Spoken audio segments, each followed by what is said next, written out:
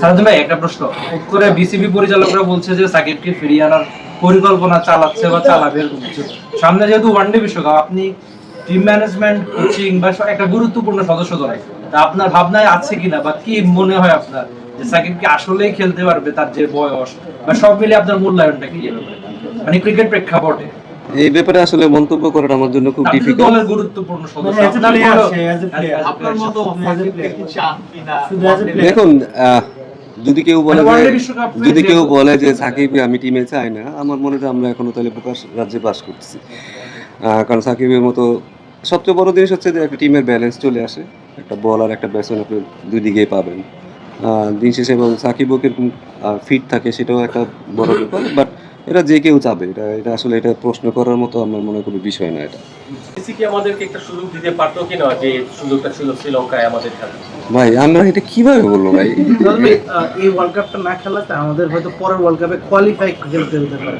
এইটা নিয়ে প্লেয়ারদের মধ্যে কোনো কথা হয়েছে যে কোয়ালিফায়ারও খেলতে হতে পারে বা এরকম কোনো কিছু? এই দুশ্চিন্তাগ্রস্ত মানুষদের নিয়ে খুব সমস্যা। আপনার তো কি হচ্ছে, আপনি আপনি যে কালকে বাঁচবেন মরবেন আপনার মানে গ্যারান্টি দিতে পারবেন? তো আপনারা এত দুশ্চিন্তায় মরে যাচ্ছেন কেন? যখন যেটা যখন হবে সেটা নিয়ে পরিস্থিতি আসলে সামাল দেওয়াটাই সবচেয়ে বুদ্ধিমানের কাজ হবে আমার মনে হয়। আমরা দিন শেষে আমরা একটা ক্রিকেট নেশন, এটা কিন্তু আপনার মনে করতে হবে। আপনি আমাদেরকে ফেলে দিতে পারবেন না। অ্যাটলিস্ট আমাদের সাপোর্টার আছে, আমাদের প্লেয়ার আছে, আপনারা আছেন, আমাদের এখানে এই ক্রিকেটটা অনেক জনপ্রিয়। দিন শেষে আপনি অনেক কিছু, আপনি টপ পজিশনেও থাকলে আপনি চিন্তা করবেন এই দেশটাকে কি বাদ দিয়ে দিব না।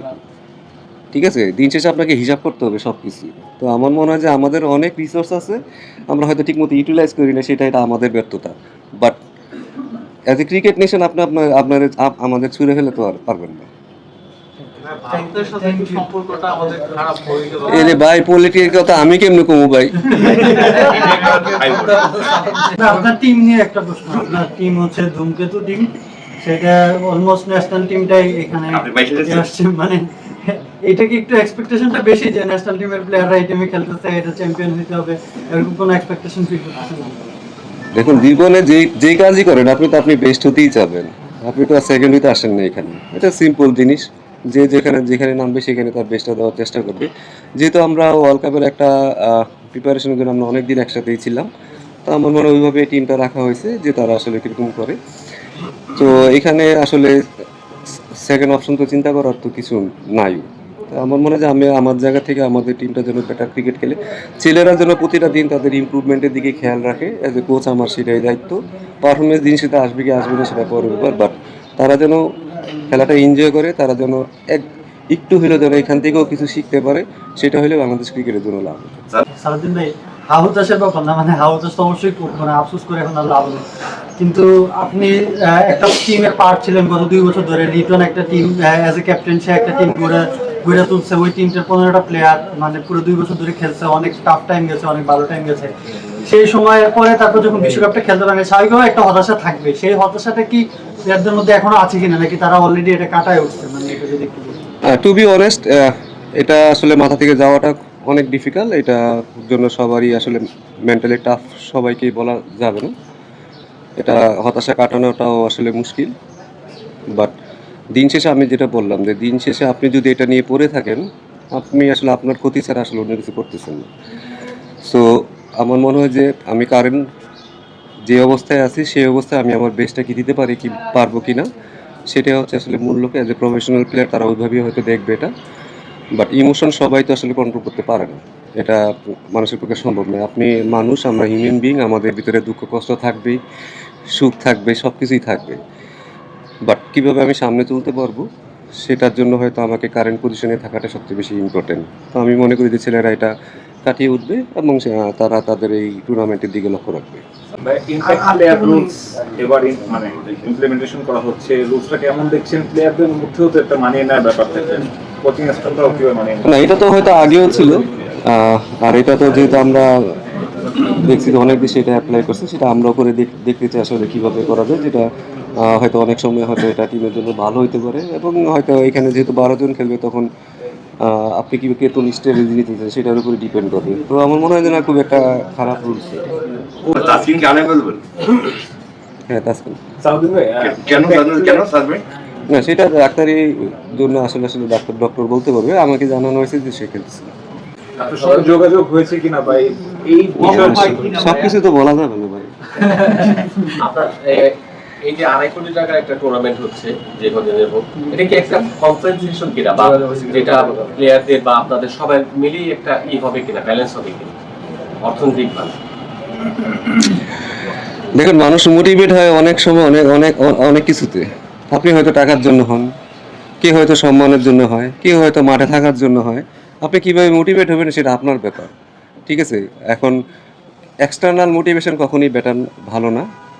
যদি আমি বড় প্লেয়ার হতে চাই না, কেউ আছে অনেকে প্র্যাকটিস করে এরকম যে আমরা টাকা দিলে আমি প্র্যাকটিস করব, আবার অনেক আছেন আমি প্র্যাকটিস করব টাকা কামানোর জন্য। এখন আপনি এটা দিন শেষে কীভাবে দেখেন? সো মোটিভেশনটা আসলে কে কীভাবে নিচ্ছে সেটা তার ব্যক্তিগত ব্যাপার। এখানে আমার আসলে আমি বলতে পারবো না। ইনফরমেশনটা কি দিবেন প্লেয়ারদেরকে?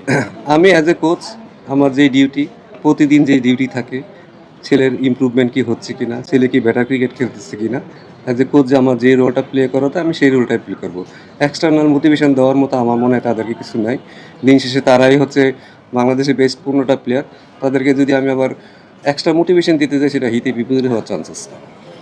কোচের জন্য তো কাজটা বেড়ে যাচ্ছে।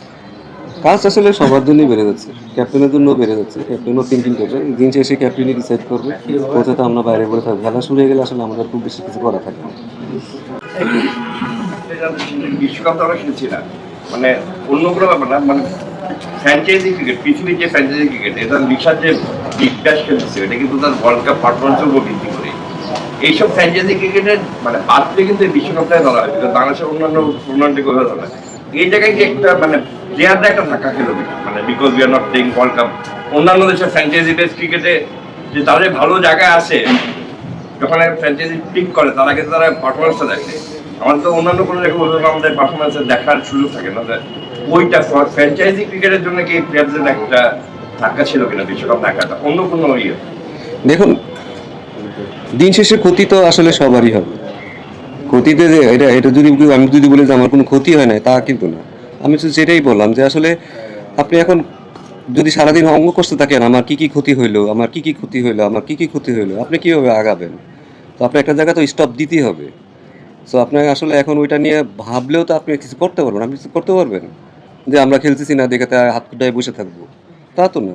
আমার মনে হয় যে আপনি কোনো সময় ক্ষতিটা চিন্তা করেন না, আসলে আপনি কীভাবে বেটার করতে পারবেন। দিন শেষে যদি আমরা যদি আবার ভালো ক্রিকেট খেয়ে আর বেটার নেশন হই, তখন হয়তো সবাই আমাদের ওইভাবেই মূল্যায়ন করবে।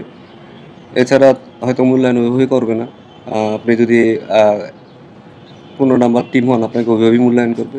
দিন শেষে আমাদের হয়তো বেটার ক্রিকেট আরও খেলতে হবে, যেন আমরা যেন লিড করতে পারি ওয়ার্ল্ড ক্রিকেটকে। তখন হয়তো আমাদের চিন্তা ভাবনা, সবারই চিন্তা ভাবনা আরেক রকম।